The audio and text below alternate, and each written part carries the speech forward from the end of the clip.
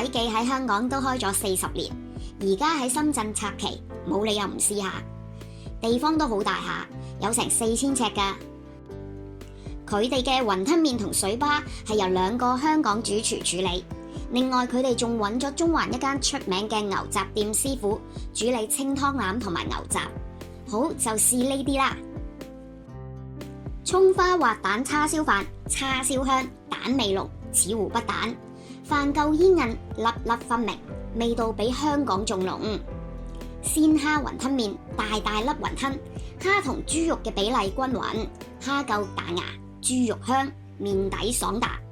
湯底係大地魚湯，唔係用蔥，係用韭黃，韭黃非常之多，正合格。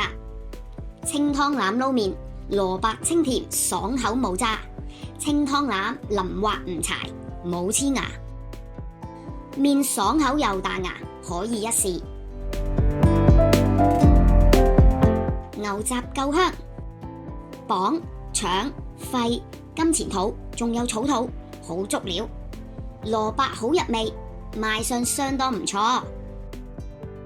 新店呢就仲有好多港式嘢食，不過我今次就試唔晒。有機會你哋去到深圳深仔記試下，然之後話我知掂唔掂啦。